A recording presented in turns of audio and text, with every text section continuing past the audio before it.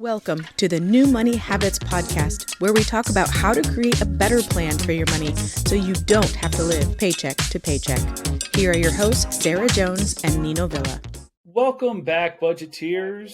Coach Nino Villa here, and alongside me, as always, my partner on the airwaves, Sarah Jones. Today, guys, we want to talk to you about vacationing and how to budget for travel, because we believe that you can still take a vacation even when you're trying to accomplish other financial goals like paying off debts, saving up for a house, or whatever the case may be. But we think that you can still travel. And like anything else, we think you should have a plan for that. We'll dive into that in a few minutes. But yeah, let's take some vacations. Let's take some smart vacations and let's enjoy our hard-earned money. I love that. And I almost want to repeat that, Nino, because I think people need to hear it, that it's okay to want to take a vacation. It's okay to take a vacation or to travel while you're still working in other areas of your financial journey, right? It's okay as long as you plan for it, so you don't put yourself into maybe a more delicate situation or more of a frustrating situation when you get back. But I think it's important to just highlight that enjoy, spend time with your family, create those memories and those experiences. Absolutely. That's what I always say. Absolutely right.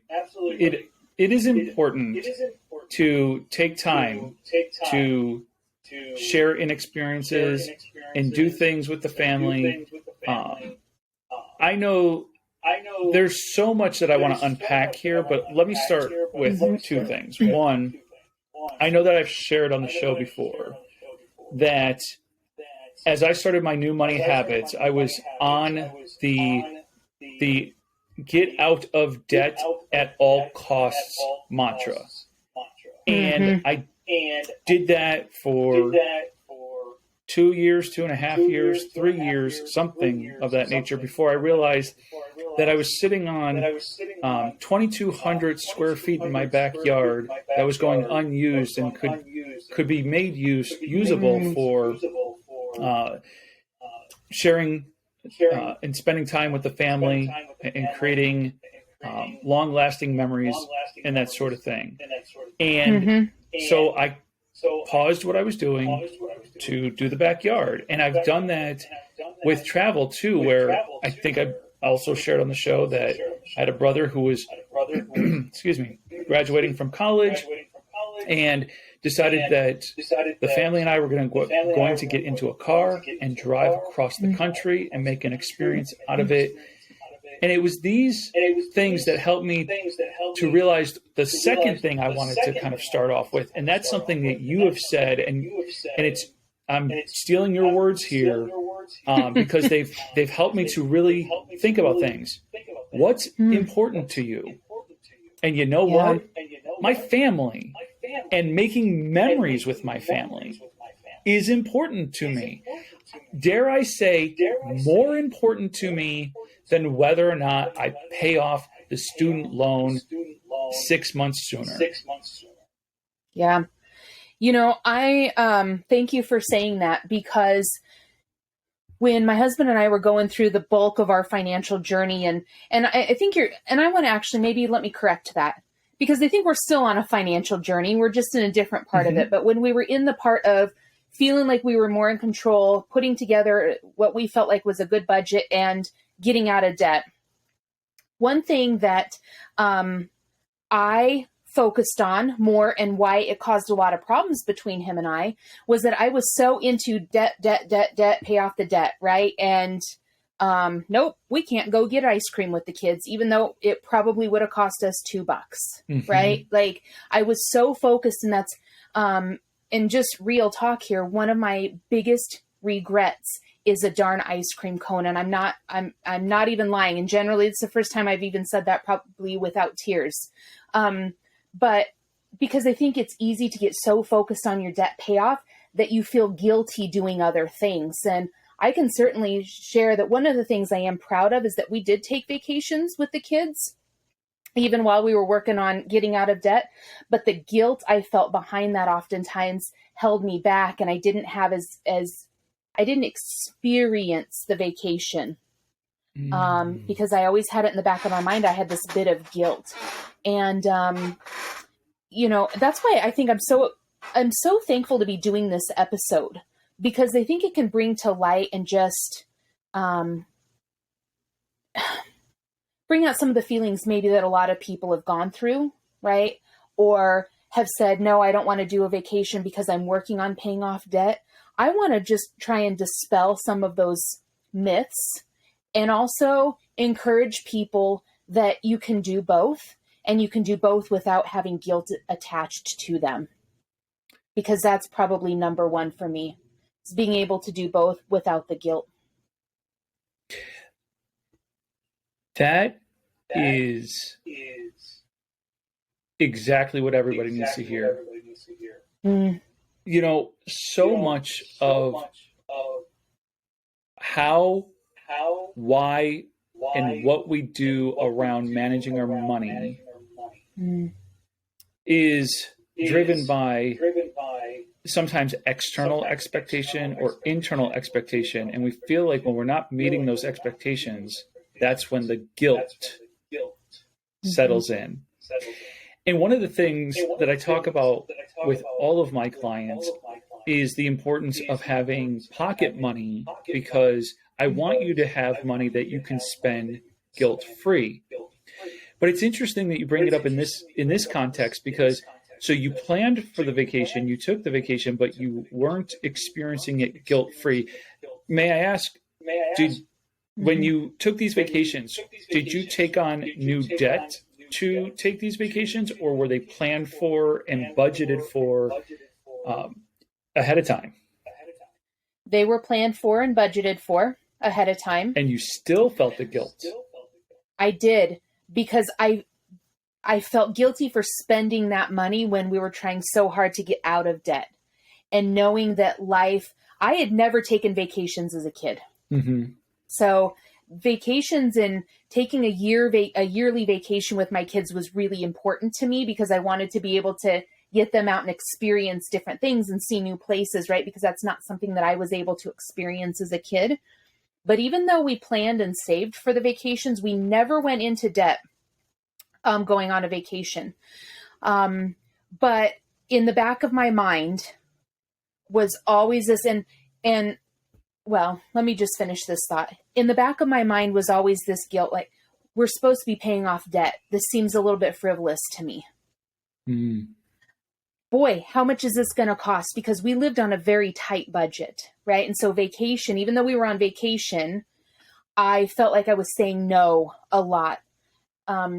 Because while we planned for it and we saved for it, Nino, and that's one of the things that I want to talk about, you know, really more in depth. And I'm curious, you had mentioned maybe some, or I think we're going to go through some steps, right? And things to not forget about when planning for a vacation. But that's one of the things that we got caught up in, is we decided on a lump sum of money, but we didn't necessarily break it down. And so I was constantly under this, like, it was so tight, right? Like, oh, are we going to have enough to finish it out? So nope, we can't do this and we can't do that and can't, you know? And so that's the way a lot of our vacations in the beginning started. And that guilt, and side note here, one of the things that I recognized later on is that a lot of that was just my own scarcity mindset. Mm-hmm.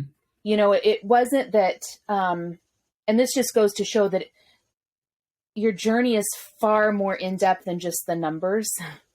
But it was really my scarcity mindset that really kind of held us back, and that's where some of that guilt was coming from, because I was terrified to spend money, even though we had planned for it. So, I mean, we could do a whole nother episode on that. Yeah, so that's where some of the guilt came from. Yeah. I would like to do a future episode on mindsets and scarcity. It's wildly interesting. I think we could go off on a tangent. I have so many questions about that, but we'll try to stay on topic. I think what I like about how we've opened this is sharing the reality of life. And the reality of life is very complex. It's very nuanced. It's not one size fits all. And I think it's important to reflect on what's important to you and ask yourself, within reason. I think the other part of this is when I say I took, first of all, when I say that I put in a backyard, lots of people can spend $50,000 to $100,000 putting in a backyard because it might include something like a pool. I just wanted to do something where the kids could go outside, I could go with them, we could play. And so I think I spent about $10,000, and I think that was very reasonable given my income, given the amount of debt that I have or had at that point. And then the same thing with the trip across country. So we're here in Phoenix. My family is in New York. I had not been back to New York for a very long time. At that point, probably 12 years. Wow. My children at the time were 2 and 6. And instead of getting everybody on a flight, which would have cost an arm and a leg, and then having to rent a car when we got there and having to rent a hotel, the wife and I decided, well, what if we drove? Because the rental car comes with unlimited miles. So the only thing you're paying for at that point is days, right? So yeah, we're going to extend the number of days, but we were going to have the car about the same number of days anyway. But now we can make it part of a road trip. Anyway, I won't go down that road. No pun intended. Instead, what I'll say is we looked at it and said, okay, what's reasonable? And a 2-week trip, 4 days to get out there, 4 days to get back on the road. So 8 of the days on the road and the rest spent in New York. We budgeted and stayed to budget $3,000. And for somebody who hadn't visited back home in 12 years, has a family of 4, and for everything that we did, you know what? I feel like $3,000 was reasonable because, again, you could easily go somewhere else, like the greatest place on earth or the happiest place on earth, and spend double that easily. So I think not only is it okay to say that you can have these experiences with your family and that you can plan for these things, but it is important to also say within reason, right? Be reasonable. So.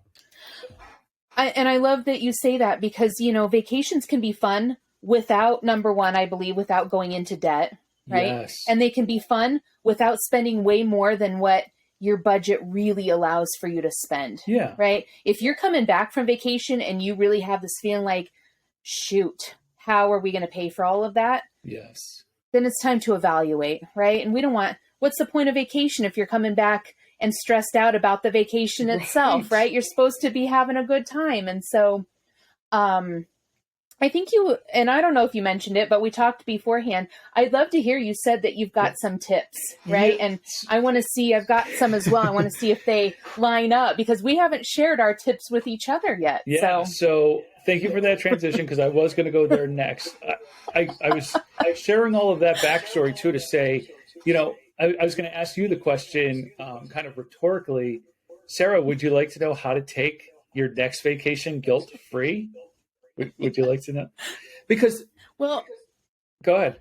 I was just going to say I would, but I'm kind of an RVer, so I kind of feel like I'm in this space of like, is it vacation? Is it work? Is it fun? Is it not? Like, so that's kind of an unfair question to ask me, I think. Early retirement, right? I mean, like you're on permanent vacation now. Permanent vacation. So yes, so I do. I have anytime that I'm working with my clients and we're talking about travel, whether it be for work, but more often than not for pleasure. So when we're talking about vacation, there are certainly some things that I want everybody to keep in mind because I want you to go and I want you to enjoy yourself and I want you to do it guilt-free. And part of that starts with putting together a plan before you ever go. Oh my goodness, did Nino say you should have a plan? Oh, that's so enlightening. Yeah, I think you should have a plan. Just like I think you should have a plan for everything else. And here's the funny thing. A lot of people think you can't plan for spontaneity. I'm going to prove you wrong before this episode is over. You can plan for spontaneity. Yes. So I call them, I call them little mini budgets. Yeah. I just call them little mini budgets. Exactly. That's what we should be doing, right? Create a little mini budget for your trips. Yep. So earlier you said that you guys had budgeted, you had planned for the vacation, but it wasn't really broken down or anything. And that's exactly what I think is missing oftentimes when we plan for a vacation is we think about the destination, we think about what it's going to take to get there, how long we'll be staying there, who or where we'll be staying when we get there. And so we kind of do some mental math to get a general idea, but what I think is not happening is I don't think people are actually sitting down and really giving mind to what are the actual costs. So that's what I want to do right now. I'm going to tell you 5 areas of your vacation budget you should be planning for each and every time you travel, whether you travel for work or you travel for pleasure. Now, before I get into the 5 areas you should be planning for, I want to reiterate something you just said, Sarah. And that is, it is one thing to go on vacation when you've planned for it and you've budgeted for it. It's a whole different ball of wax to go into debt to give you and your family experiences. There is no getting out of feeling guilty for that, unless you just don't feel guilty about it in the first place. But if you're somebody who is concerned about your financial situation and you just want to give your family some experiences, planning for it will allow you to do that guilt-free.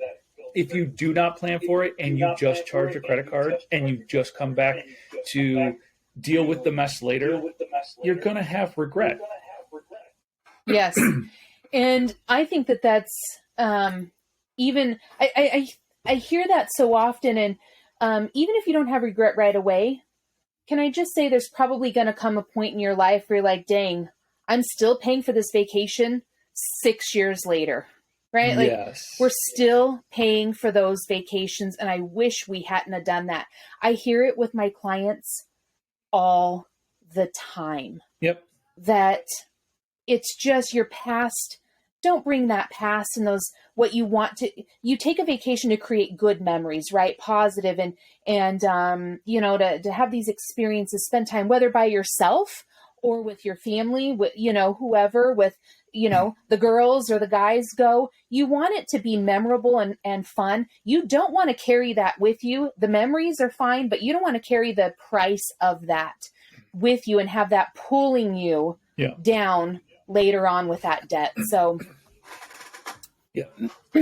somebody very close to me who will remain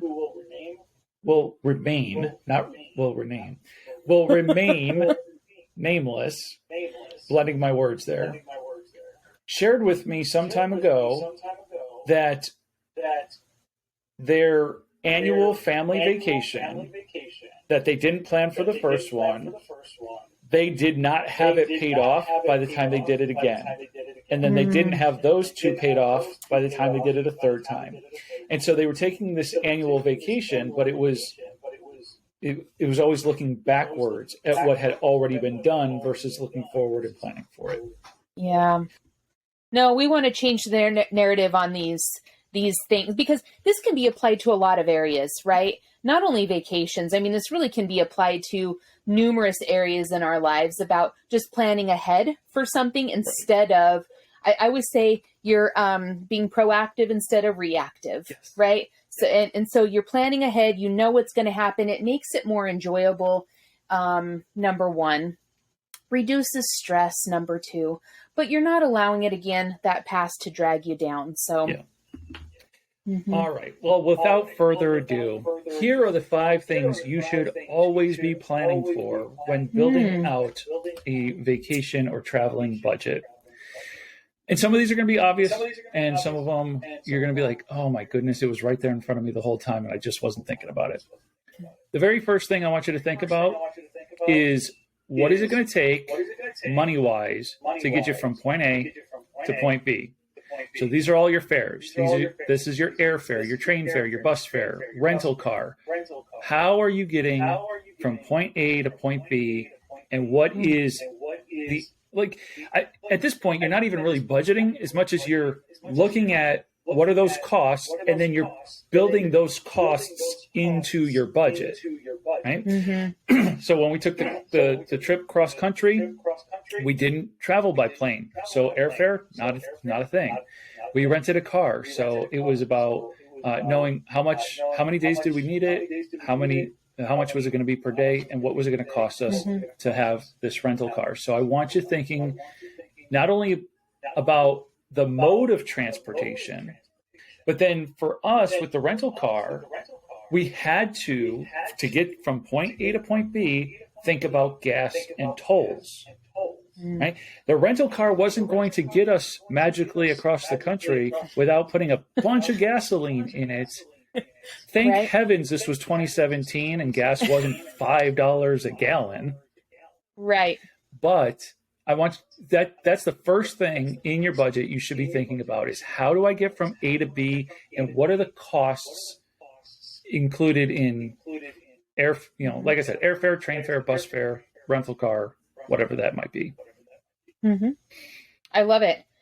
One thing that just came to mind that you said there, and I want to ask you about this, because you said that, coming up with these numbers, right? Doing a little bit of research, let's just say, right? And looking, okay, do I want to fly? Do I want to drive? Maybe what's going to be not only the most economical, but, say I've got 5 days. So maybe flying isn't necessarily the most economical. It gives me the most time at my location, right? But knowing all of the options. Yep. But one thing that you said there, I guess I don't know how to ask this. I'm just going to say it. One thing that I always ask is, how much do you actually feel comfortable with spending?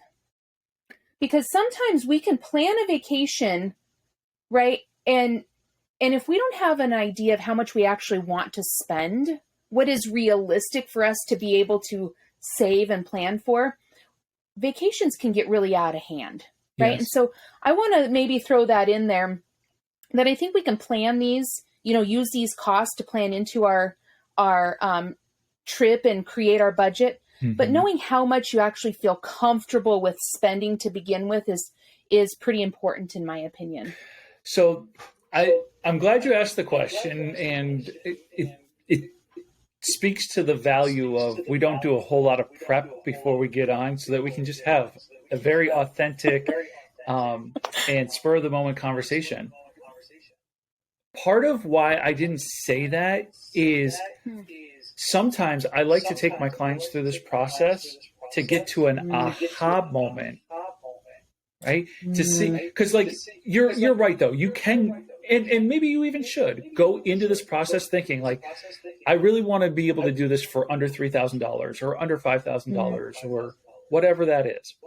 What's funny is most people, anytime I sit down with a client, I did this with a client once, where traveling from Colorado to Texas, and their initial thought before we did any of the actual numbers was there'll be about maybe $1,000.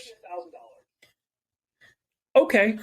So I like to sometimes have the big reveal at the end because when we go through some of these other steps, you're going to realize that, to your point, you should be thinking about what you're comfortable with, but I want you to actually do the research and find out how much this stuff costs, so that you have a big aha moment at the end that says, okay, I'm not going anywhere for $1,200.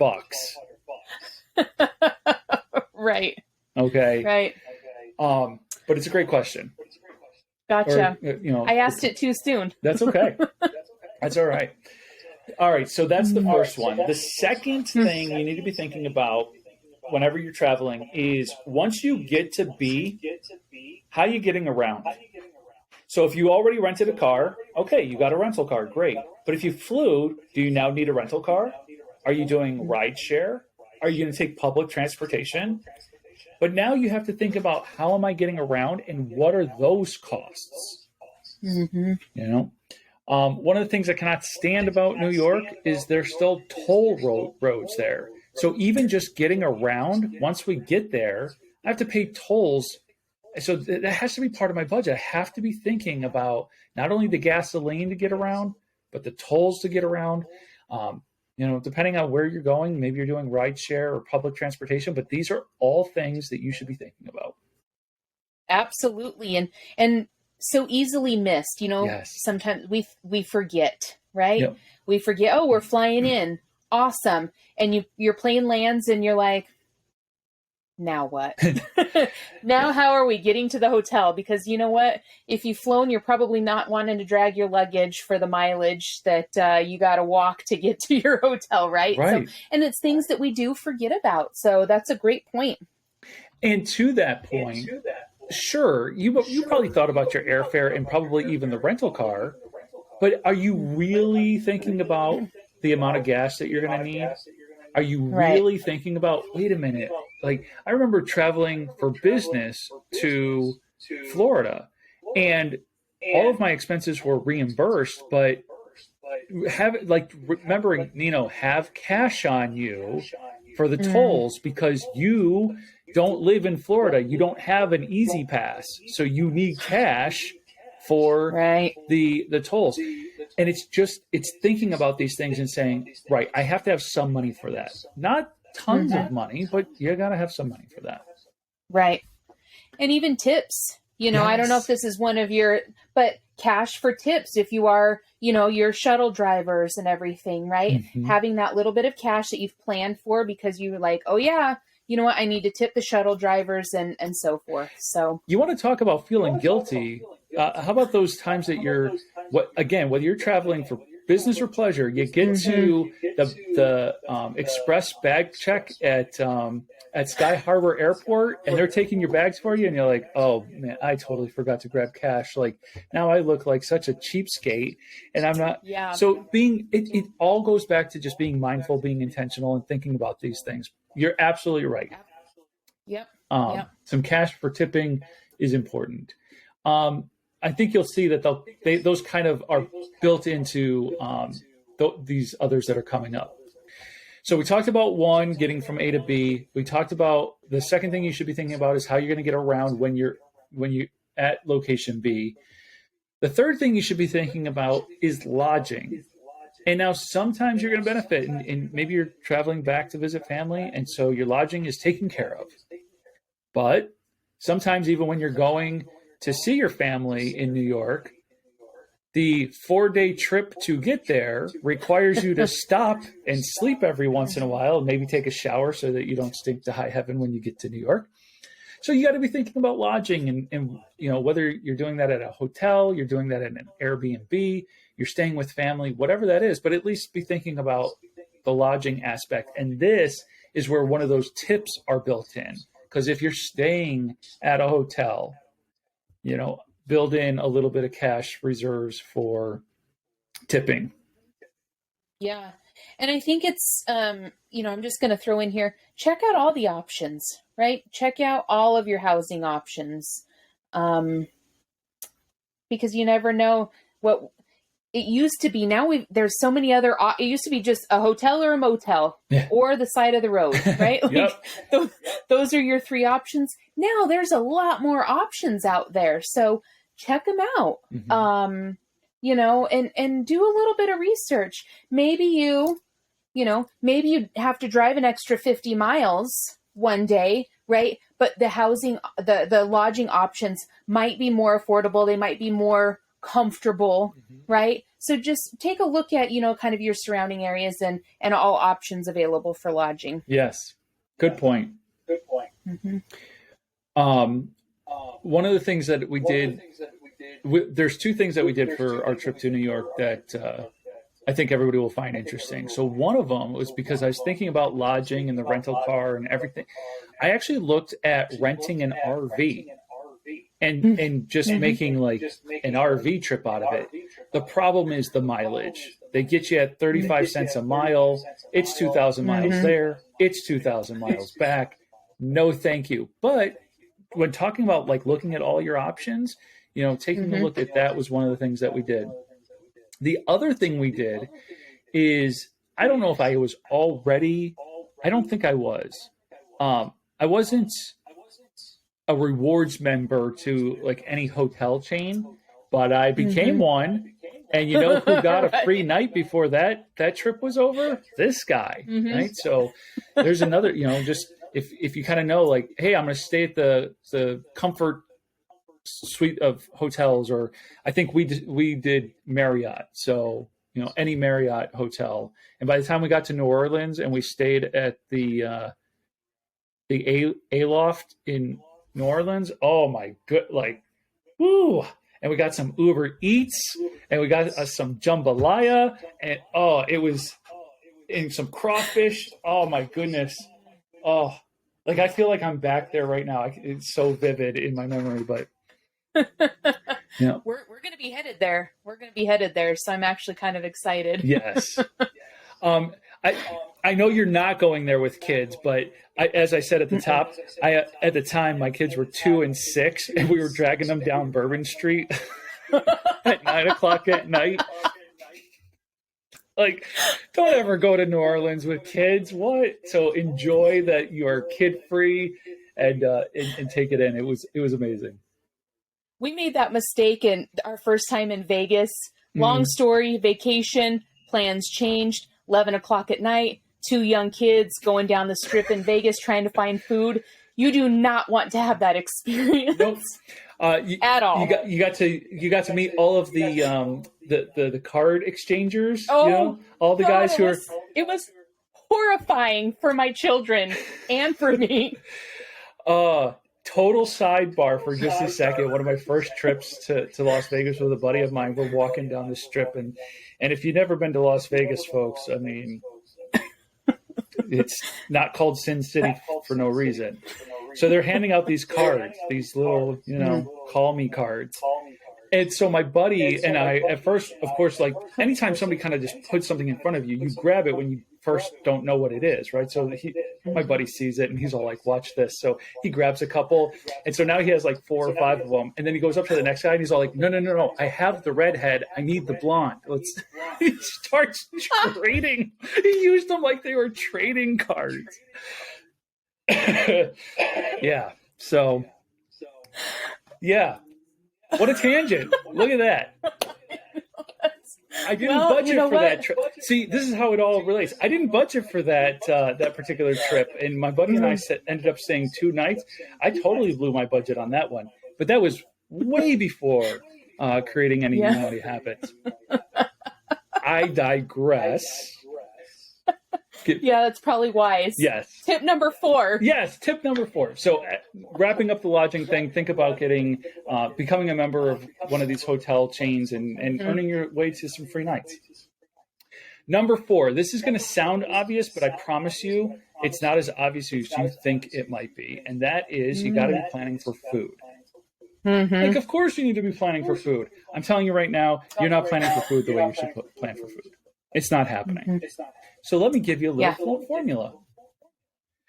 When you're planning for food, I want you to think about each individual person you're feeding. So for me on that trip, it was a family of 4. So for each person, I thought about like if we sat down to a restaurant and ordered our own meals, and I'm not saying you have to do that. I'm saying when you're budgeting for it, you better do this. You plan for each person to order their own meal. If you average $10 a kid and $20 an adult, all of a sudden that was $60, right? $60 a meal. Now the average American household eats 3 meals a day. My family does not, but I budgeted like we were going to eat out 3 meals a day. So now you take your 60, you multiply it by 3 meals, and it's $180 a day. A day. And I can hear everybody now saying, wow, that's way too much. We would never eat that. I guarantee you are going to spend that much money on food while on traveling or vacation, Yes. right? Like I guarantee you it's going to happen. And here's the thing, even if it didn't, I'd rather you come home with extra cash in your pocket because you didn't spend that much than think, oh, we'll eat a family of 4 for $50 a day. And you don't get anywhere close to eating for $50 a day. I'd much rather you want to talk about going guilt-free? Well, guilt-free means over budgeting and underspending, not under budgeting and overspending. And the nice thing is, like my family, we didn't eat out that much. And when we were there with my family, so many meals my mom was making or whatever, but that money allowed us to contribute to the groceries being purchased for those meals. So we didn't feel like complete freeloaders. It also allowed us, like when we were on our way back is when we were in New Orleans, and I had seen that we hadn't spent our $180 a day. It allowed us to experience New Orleans a little bit differently. Like I said, we got Uber Eats, and we probably still didn't even spend $180 that particular day. But like, we were like, we want some local cuisine. We want it brought up to the room, all that stuff. And it allowed us to do that without worrying about it. I love that. I love it. And I like your point too.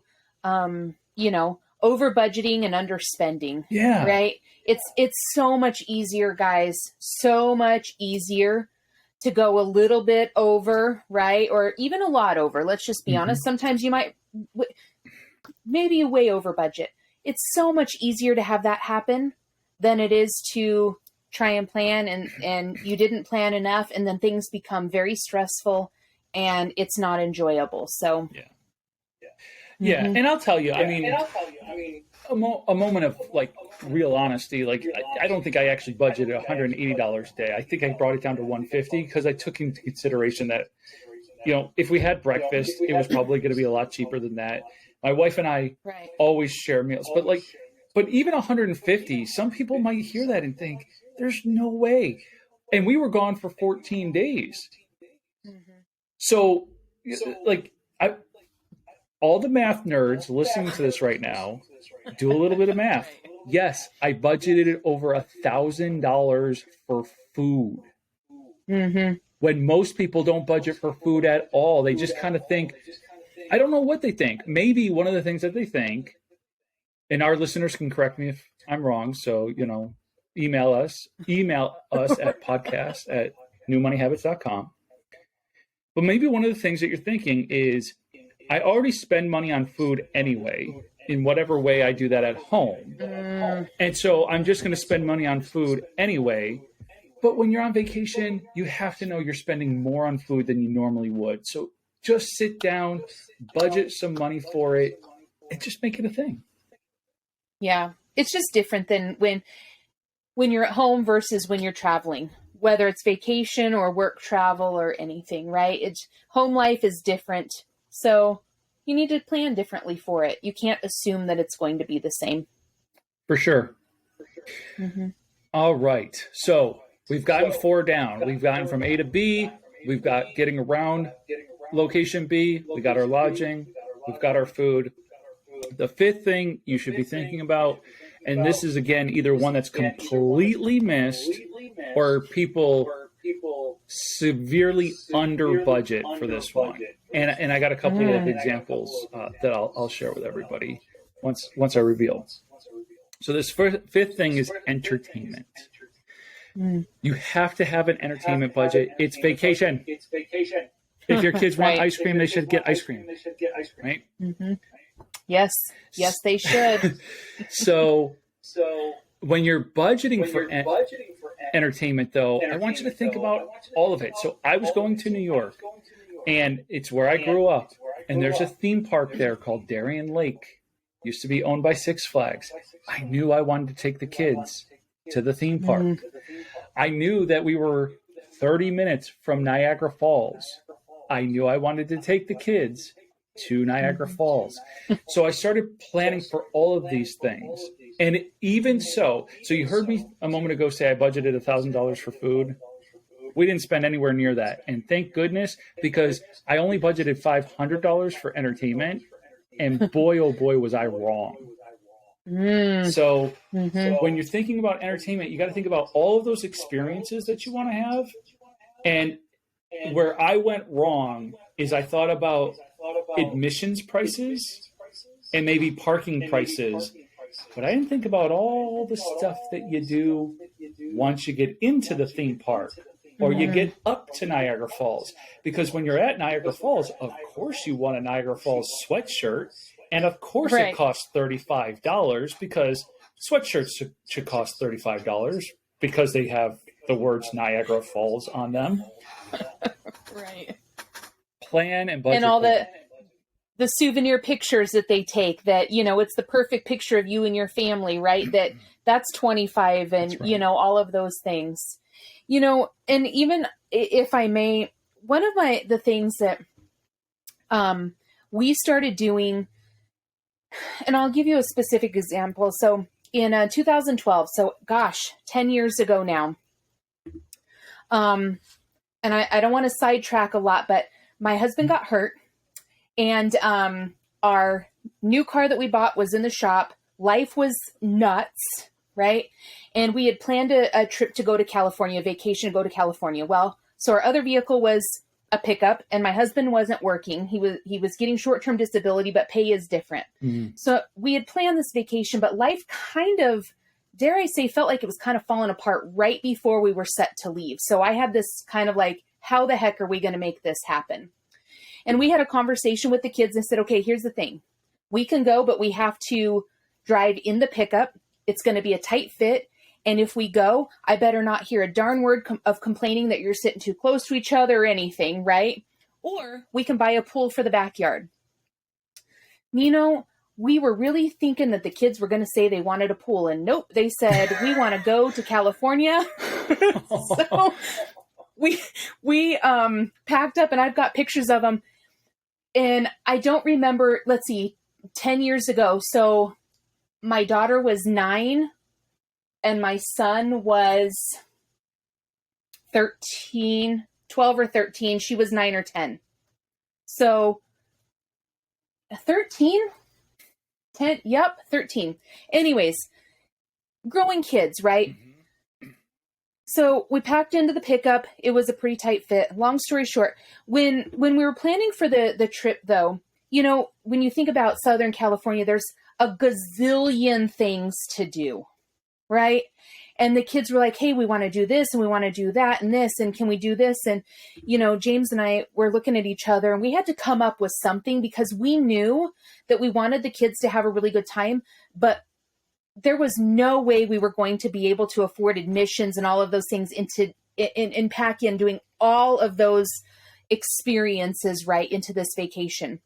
So what we did was we had them write down the things that they wanted to do. And we put them all into a hat, all pieces of paper, and put them all into a hat. Yeah. And we drew out 2 things because we said, you know what, we were able to extend our vacation. So we were there for longer, but because we didn't have work constraints, but we said we can do 2 things, 2 big things, right? And so we drew out the 2, and they were thrilled. Yes, those are the 2 things that we're going to do. Well, we got there, and that was their first time of ever seeing the ocean. And you know what? We didn't do those 2 things that we drew because they had more fun on the beach with those darn boogie boards and everything, right? So we were able, and I'm sharing this because sometimes you don't have to do everything to have a really good time. Yeah. You can choose, and you can say, listen, we can't do all of those. It's going to be, number one, probably stressful, right? To try and pack everything in. You want to go and have a good time. So don't try and pack it in with so many things. Yeah. But drawing those 2 things out of the hat, we were all happy. James and I were comfortable. We didn't have that guilt. We weren't stressing out. How are we going to pay for it? Right. Doing all of those things. We knew, okay, this fits well within our budget. We've researched all of them. It was so much more enjoyable. And so sometimes I think we need permission, right, to do those things, to be able, it's not telling our kids no, it's saying, you know what, let's have the best time that we possibly can. So let's choose 2 things or 3, whatever your number is, right? You don't have to do all of them. And your kids, they're not going to know a difference. Let's just be honest, right? They're really not going to know. And once you get to a place, you might find that there's something else to do that they enjoy more. And we were thrilled to spend most of our days on the beach, right? We were just thrilled and they had a blast. So that's just one tip that I want to share, that you don't have to pack everything in, that you can choose, pick a couple of things that you want to do. You don't have to do them all. Yeah. That's a really good reminder that you're absolutely right. The things kids are going to remember most likely. I'm no psychologist.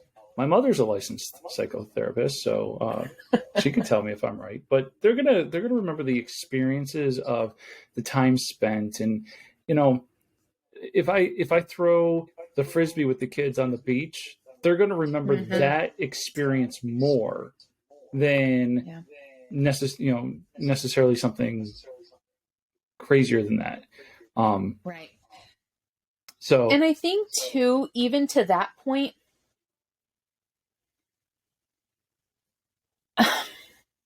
I think when we talk with our kids about why we're doing it, right? Like, what is the point of going?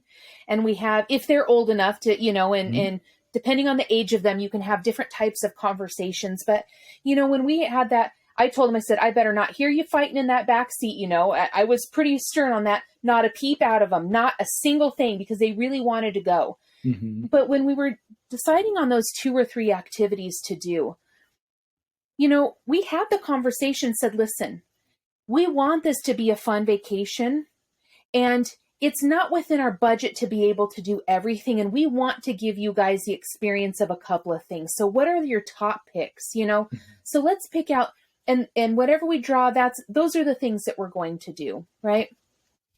They were more at 9 and 13 years old. They were more than thrilled to be able to, they understood. Yeah. They weren't upset about it at all, right? And I think sometimes we as parents think that our kids are going to be upset because we can't do everything. You know what? If you use the right language and you explain why, your kids will understand. Yeah. They really will. Yeah. Absolutely. I like it. What I want to reiterate real quick about entertainment is, so I kind of alluded to it, but I want to call it out explicitly. And that is, my big downfall when I was budgeting for entertainment is I was being mindful of what it was going to take to get us into whatever experience, whether that was a theme park or otherwise. What I wasn't planning on is the spending that goes on there until, so that was our trip in 2017. Last summer, we took a trip to California because that's another easy drive, right? We had leftover season tickets to Six Flags because of the COVID year. So I didn't even have to pay to get in. Just gasoline, drove our own car, gasoline to get there, food, that sort of thing. But what I finally did, or I don't know that last year was the first year I thought about it. It was the first year that I really realized what I did. And that was, before we even went, I budgeted with the wife and I said, here's the spending money for all of the knickknacks, all that stuff that she very much likes to get for the kids, and the kids kind of, I could not care less about any of that stuff. But I had to, I had to get over that, right? This was about an experience for my family. And if I can carve out some money to say, because otherwise what happens in all the other times is the questions come like, hey, can we get this? Can we get that? And if it was part of, if it was just part of the entertainment budget. So we were talking, you and I at the beginning of this, we're talking about how it's not enough just to have a vacationing budget, but that it should be broken down into these 5 things. But when you get to entertainment, you might even want to break it down just a little bit further between like the cost of admissions and stuff, and then money just to spend on whatever you want to spend it on. And so being able to give that to my wife, and then she and the kids just managed it however they felt. Instead of coming to me like, hey, can we get this $20 t-shirt? To which I would be like, why in the world is anybody spending $20 on a t-shirt? I let go of it. Right. So you want to talk about not only being guilt-free, but also just being free of like the stress or the judgment that comes with, do you really need that? Like, it all goes away and you actually enjoy your vacation. Yeah. So I think I budgeted like $300 for that, which I wasn't real thrilled about like in the moment. But once I gave her the $300 and she managed it, then when my kids were like, look what I got, Dad, instead of being like, how much did you spend on that? I was like, oh, that's really cool. Like what? I was able to enjoy the whole experience much more and have better reactions to the things that excited my kids. I love that. And, you know, kids, they want those souvenirs, right? I mean, they want it when you go to the grocery store. Let's just be honest. So why do you think you can get out of a, vacation without buying that stuff when you can't get out of a grocery store, right? But I really love that it just takes some of the stress out of it. You know, let's just budget. You don't have to necessarily agree with it or want it or because it's not important to you, but it's important to them at the time, right? And I think that that's a really good point. And I think something that, frankly, I know I can use to remember, right? Because sometimes I get into my own head thinking, why would you want to do, that's crap. You don't want to, it's going to break in 5 minutes. Yep. You can have a conversation with them, but that's something because kids very much attach things to memories because that's what they know, right? And so I think that's, it's a great point, and something that I always have, my clients, when we're putting together mini budgets, right? We go through all of these things step by step. What is this really going to cost you, right? What's, and I want to mention, if you don't mind real quick, Nino, about food. I've got a friend and she says, Sarah, when we go on vacation, she said, I don't want to cook at all. She's like, that's my time to get out of the house. I've got a lot of kids. I don't want to cook, right? To each their own. I love cooking and I don't mind doing it. And when we go on vacation, and honestly, even with RVing, right, we don't eat out a lot. I'm pretty particular about food, just to be honest. But with the kids, one way that we saved some money, right, and within our food budget is we stayed at like places like hotels that had the free continental breakfast, right? Because that gives them, I'm not a big breakfast eater, but my kids, if that provides them some food, I can grab an apple to go or a yogurt or something, right? But it allows us to sit down, get a pretty decent meal, because those continental breakfasts are pretty darn good, right? And it saves us at least paying for one meal a day, right, on our trip. And when you've got kids especially, it really does add up. So those little things. And, another thing too is go to a grocery store and even pack some snacks along with you during the day, right? Kids get hangry. I get hangry, right? So keep some snacks along with you. It does help on just the overall food budget with eating out, because then you're not, you're keeping your blood sugars up during the day, right? You're keeping your energy with just some snacks. It really helps. So just some tips, right? We're all busy. We're doing something. Kids get cranky. If you've got some snacks along with you, it just makes everything a little bit more pleasurable. So just a couple of, extra tips there. And I'll throw in, don't be afraid to cook just because you're on vacation. I don't think there's anything wrong with getting a suite that's got a kitchen, right? Or if you're at an Airbnb, right, there's a full kitchen there. I don't think there's anything wrong with going to the grocery store and picking up a few meals to have at home. Yeah, definitely with the Airbnbs, like if you're kind of escaping for me, it's escaping the heat of Phoenix to maybe go and enjoy something a little bit more tolerable. I don't mind making the next place feel like home and cooking inside. It sounds like what you're really suggesting, Sarah, is that people not only have a plan for their money, but maybe a plan for their whole vacation, right? Like right. just kind of plan these little things, right? Like if you have a backpack on you that has some snacks in it or whatever, and you can tie a child over until the next meal with that. Like it's just about being kind of thoughtful and mindful of those things, so that you can enjoy your vacation, because that's what vacation's supposed to be. Right.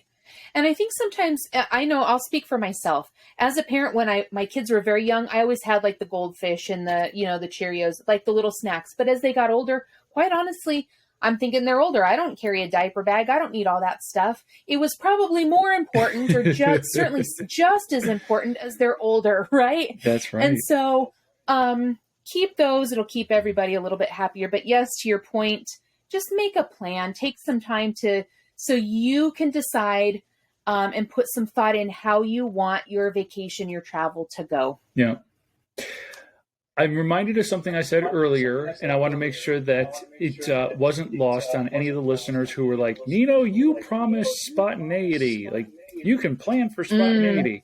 In case you missed it, that $300 that I gave to my wife to manage how she wanted for things like souvenirs and whatnot, that's like, you can do stuff like that where you set aside money just to spend on whatever, and that's how you get to be spontaneous while at the same time being responsible. And in that instance, all it is it's about giving yourself permission to do something, but with a limit, so that you don't go, crazy. Right. I think they're all good points, and I think it just allows, here's one other tip. I'll just share. We went on a vacation with my son, his 18th birthday, and we found a place that was a buffet. And it was like $25 a person. When you've got an 18-year-old boy that could really eat you out of house and home, literally, and you find a buffet, I would say take advantage of it, because at $25 a person, while the meal costs, a little over $100 with drinks and everything else, right? I'll just share with you, he ate 48 ribs. 48 ribs. You got your money's worth. 8 chicken strips, some sides, couple of drinks in there, and an 8-layer piece of chocolate cake. I will tell you, that was the best $25 I have ever spent in my entire life. And the waiter kept coming by our table, and he's like, I'll just get these, I'll just get the evidence out of the way here. And I'm like, you guys are losing money on us tonight. But those types of things, right? I mean, I think you can still have a really great time, and still be mindful of what you're spending. Yeah. If I can share anything with anybody, as my kids got older, truthfully, and we moved in our financial journey a little bit and felt more comfortable and started, just communicating better. Our vacations honestly they got much less stressful because we started planning differently. And I can look back, that vacation was one of the best ones, 18-year-old kid, 15-year-old, my daughter was about 14, 15. One of the best vacations we've ever had. And, we did it, I thought, very mindfully, and it was amazing. And there wasn't guilt associated with it, right? We didn't go into debt with it. And I just want to share this as encouragement for people that you can have a really great vacation and not spend tens of thousands of dollars on it, right? I mean, we did that one for under $5, and that was airfare and rental and staying in an Airbnb and going to a buffet, right? I mean, just having one of the best times and not saying no to things. And it was under $5,000 for the 4 of us, is almost 4 adults, right? I mean, so I want to just put that encouragement out there that you can have really great times and still be mindful of the money that you're spending. Yep. And on that note, I kind of want to wrap with this idea. And that is, we've been talking about being able to take a vacation and make family memories, even while you might have other financial goals that you're trying to achieve, like getting out of debt, saving for a house, what have you. Not only can you do these things simultaneously, one of the things I really like to have my clients do whenever they're going to make a big purchase decision is I want you to look at your timeline. So earlier I said, my family's more important to me than paying off the student loans like 6 months earlier. Well, where did I come up with that number? Well, if my trip cost me $3,000, and if I'm normally sending an extra $500 towards a debt every single month, I'm going to be in debt 6 months longer than I normally would have been. But if I was 6 months away, then I probably wouldn't have done it. But since at the time I was still like 3 years away, because I don't know if you guys have been listening, but I had a lot of student loan debt because I'm an idiot. So I decided I'm not waiting 3 years to have an experience with my family. I'm going to do this now. And it means not doing this other thing for 6 months. So it extends my time by 6 months. But I like this. That's the level of nerd that I am, that I'm thinking of timeline and how does this affect it and how much longer will I be in debt? And just basically when you have all of these aha moments, like when you calculate all of these costs ahead of time, and you kind of build a spreadsheet or just put them down on paper or whatever it is that you do, and you realize, okay, for us to have the type of vacation we want to have, it's going to cost us $4,500. Then you got to ask yourself, are you okay with that? And if you're doing other things, will the amount of time that you keep yourself in debt, like, does that bother you? And you get to wrestle with how you feel about all of those different things. And then all I would encourage you to do is, we said this earlier, I want to reiterate it right here at the end. Don't go deeper into debt for your vacation. Set aside the $4,500. Have it. Then go and do the whole thing on a credit card if you want to, but have that money ready to go so that the moment you get back and that bill comes due, and all the new charges are there, and it's $4,325, you're like, boom, I paid it off. Yeah. I didn't pay an ounce of interest. I didn't put my money at risk while going on this vacation. And you do it guilt-free, and you actually enjoy yourself. And you give yourself, I'm going to take that even a step further, that you show yourself that what is possible, right? You really show yourself that all of this is possible. And I think so many of us don't do that, right? Celebrate when you get home. And I don't mean spending that extra money. I mean, giving yourself a high five, right? Doing a cheers, doing a dance party in your kitchen, right? Celebrate the fact that you made this happen and you have done such an amazing job of planning, sticking with your long-term goals, deciding what was really important to you, doing what feels good, right? That's within reason, and you didn't go into debt to make this happen. Those are things that need to be celebrated because those are the real wins here. Yep. Well, I want to thank all of our listeners for hanging out with us. We've gone on quite a journey, pun intended. And always a pleasure, Sarah. Thank you for your insights and for a stimulating conversation. It was a good one. I think this is so important, and I think it's going to help a lot of people. I hope, to all the listeners out there, I hope that this really gives you guys some insights and gives you encouragement, right? To know that you can take a vacation, you can travel, even when you're working in other areas. 100%. And if you need any help doing that, if you want to sit down with either Sarah or I, you can find links to do so in the description. If you need a helpful tool to help you budget for travel, you can visit newmoneyhabits.com and download some of our helpful tools there by clicking the helpful tools button. And I think that does it for this time. As always, we will continue the conversation next time. Thank you for listening to the New Money Habits podcast, brought to you by New Money Habits and Keeping Up with the Joneses Financial Coaching.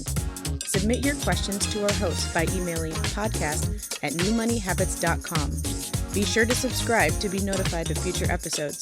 Join our growing group of like-minded people on Facebook and follow us on your favorite platform. Music provided by Summer School.